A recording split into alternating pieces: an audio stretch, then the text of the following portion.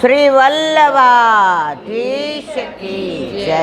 गिराचरण श्याम सुंदर सिंह अमने महाराणी की जय. श्री गुसाई जी परम दयाल की. श्री गोकुल नाथ की जय. दाव दयाल की जय. श्री नवनीत प्रिया लाल की जय. अपने माथे बिराजता सेव्य बधाई वैष्णवने मोहिनी एकादशीना जाजा करीन जय श्री कृष्ण. आसे ज आम कर नाखता. हवे ठाकोरजीनी वल्लभनी कृपाथी ने 2 વર્ષથી ને સત્સંગ ચાલે છે અને આનંદ પરમાનંદ છે. એટલે એમાં અમારે 16 ગ્રંથ, એમાં સંન્યાસ નિર્ણય ગ્રંથ, પછી 84 વૈષ્ણવની વાર્તા, ભાગવત પ્રશ્ન અને ગુસાઈજીની વિજ્ઞપ્તિ.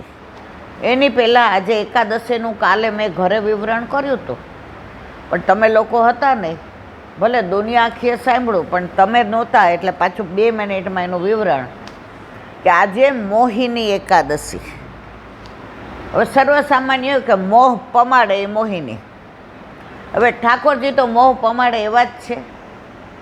તમે મંગળામાં જુઓ કે શ્રૃંગારમાં જુઓ કે ઉત્થાપનમાં જુઓ કે રાજભોગમાં જુઓ કે સેનભોગમાં જુઓ, જ્યારે જુઓ ત્યારે ઠાકોરજી તો મોહ પમાડે પમાડે ને પમાડે, એમાં કોઈ શંકા ને સ્થાન નથી. નિરખતા નયના મારા તરસાય એવું રૂપ રસિયાનું. એ રસિયાનું રૂપ જ એવું છે. પેલા એક જણે 2 જણા વાતો કરતા રસ્તામાં જતા હતા. એટલે કે આ તમારા ઠાકોરજી શ્રૃંગાર બહુ ધારણ કરે નહીં, નવા નવા વસ્ત્ર ધારણ કરે, અને અમારા ભગવાન તો એ કે આવું કશું કરે જ નહીં. એનું શું કારણ? કે અમારા ઠાકોરજી રસો હોય છે, રસવાળો છે. હું ને તમે જુઓ, આજે સફેદ સાલોન બ્લાઉઝ પહેરીને આવ્યા હોય તો આપણે કેવા લાગીએ? ગળામાં નહીં, કાનમાં નહીં, નાકમાં નહીં. તો સામાન્ય આપણે આવા લાગે તો આપણા ઠાકોરજી તો રસો હોય છે, એટલે એ શૃંગારનું સ્વરૂપ છે. એટલે આપણા ઠાકોરજી કોઈ દી તમે જોજો શૃંગાર વગરના ક્યારેય હોય જ નહીં. તો આજે એવી મોહિની એકાદશી, અખા ત્રીજના દિવસે, એટલે કે અક્ષય તૃતીયાને દિવસે ઠાકોરજીને ચંદન બધે લગાવ્યું. હવે ઠાકોરજી સાંવરા અને ચંદન લગાવ્યું અને ફૂલના કળીના શૃંગાર કર્યા, અને ગોપીજનોએ દર્શન કર્યા તો એવા મોહી પડ્યા.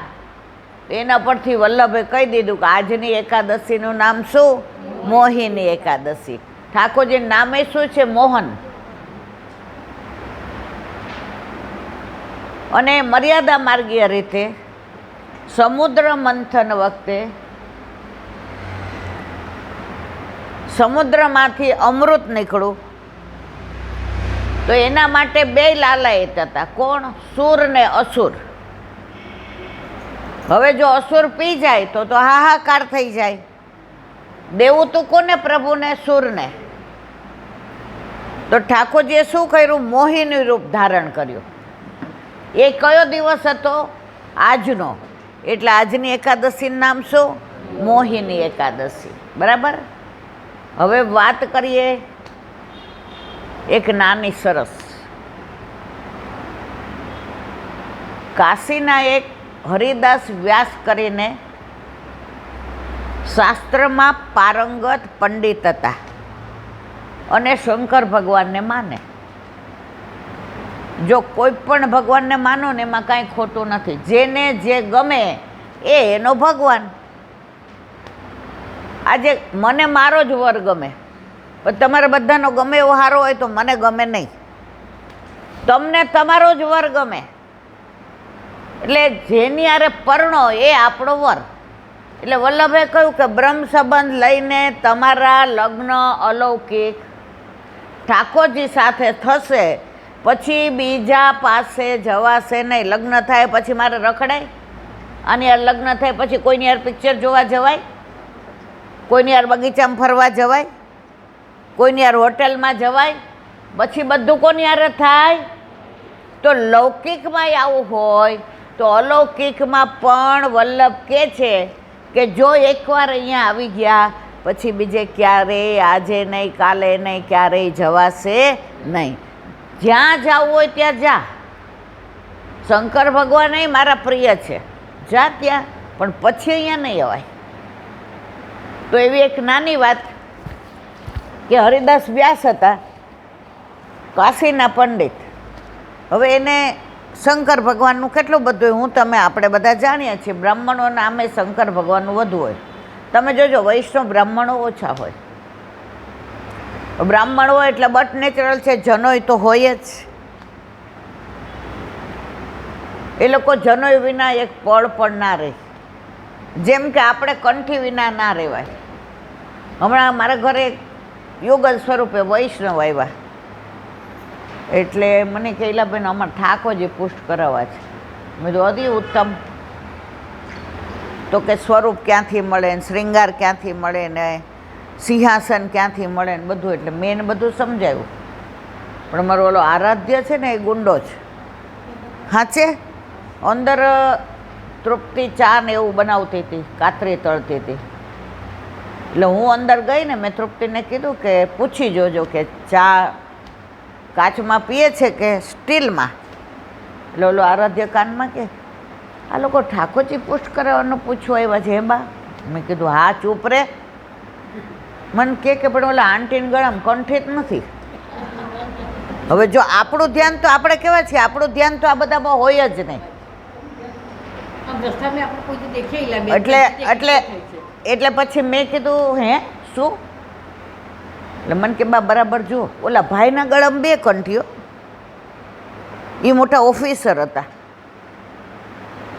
ઓફિસની ગાડી કેવી લઈને આવ્યા હતા, એની ભેગા પેલા ડ્રાઈવર ના આમ તે બધું. હવે સીધું તો મારે કહેવાય નહીં કે બેન તમે કંઠી કેમ નથી પહેરી. એટલે પછી મેં પૂછ્યું, મેં કીધું ઠાકોરજી પુષ્ટ કરાવો તો સેવા ભાઈ કરશે કે તમે? ઓરે હાય હાય, એમ નથી ક્યાં ટાઈમ જ હોય છે, મારે જ કરવાનું. મેં કીધું તમારે બ્રહ્મ સંબંધ છે? એ કહેલા બેન બ્રહ્મ સંબંધ ન હોય તો કાંઈ ઠાકોરજી પુષ્ટ કરવાનું તો ના જ કહીએ ને. મેં તો આ કંઠી કા નથી પહેરી? કંઠી તમે ના પહેરો ને એટલે તમારા ગુરુને એક એક શ્વાસે અનેક ગણા દોષ લાગે. તો મને કે મને એલર્જી છે. મેં તો શેની? કંઠીની, તુલસીની, દોરાની, વલ્લભની. મને કે ના એમ નહીં, એમ કોઈ નહીં. એટલે મેં કીધું આ સોનાનું ઓલું રિયલ પેન્ડન્ટ ને આ પહેર્યું છે એટલે એની કાંઈ એલર્જી? ના સોનાની તો મને જરાય એલર્જી નથી. તો એના ઘરવાળા બહુ સીધા હતા, મોટા ઓફિસર હતા, પણ એ કે શેની એલર્જી નથી ઈલાબેન? એને જ્યારે આવા દાગીના પહેરીને બહાર નીકળે ને ત્યારે અવશ્ય કંઠી કાઢી નાખે છે. હવે આપણો દાગીનો તો આ છે, આના વિના આપણે અલૌકિક સૌભાગ્યવતી નથી. આપણને જ્યારે લીલામાં લઈ જશે તો આ ઓળખાણ કામ આવશે. ઓલી સાચી બની ગયેલો એક પ્રસંગ નાનો. એક છોકરી પરણીને સાસરે ગઈ. હવે પહેલાંના જમાનામાં તો 14, 15, 16 વર્ષની દીકરીઓને પરણાવી દેતા હતા કે ટાઈમમાં બેસે એ પહેલાં પરણાવી દેવાનું. વાત હરિદાસની કરતાં કરતાં વચ્ચે આવી ગયું. તો પરણીને ગઈ એટલે પછી એની સાસુ સવારે ઉઠી એટલે એના સાસુને કે બા હું પાણી ભરી આવું કૂવેથી નહીં કે. એટલે એને સસરાએ કીધું કે બેટા 6, 6:30 પહેલાં ભળકણું ન થાય ને, અમારા કાંઠિયાવાડમાં ભળકણું મોં સૂજણું, એટલે આ મોં દેખાય ને એવું અજવાળું થાય અને કાં મોં સૂજણું કહેવાય ને કાં અમારા ભળકણું કહે. એ કે બેટા એ પહેલાં નહીં જાતા. એટલે પહેલાંના જમાનામાં તો ઓલી લાજ કાઢે એટલે કાંઈ હામું ન બોલે. એટલે એને વરને કીધું. એ કહે કે વહેલું પાણી ભરી આવું ને તો રસોઈને બધું થાય ચૂલે, હવે મારે બાને કાંઈ કરવા નથી દેવું. એ કે બાઈ આ બહુ કર્યું મજૂરી કે હવે હું આવી ગઈ છું ને તો બાને હવે કાંઈ નહીં કરવાનું, બાએ હવે સેવા સિવાય કશું કરવાનું નહીં. તો બાપુજી મને કેમ 4:30 વાગ્યામાં જલ ભરવા જવાની ના પાડે? એ કે ત્યાં 2 દેરાણી જેઠાણી પાણી ભરવા ગયા હતા 10 વર્ષ પહેલાં. તો 2 વાતો કરતા હતા ને હસતા હતા. એમાં એકની ગાગર અંદર વહી ગઈ કૂવામાં. એટલે ઓલી આમ જોવા ગઈ ને તો ઓલી કેવા ગઈ, હા બેન પડી જશો.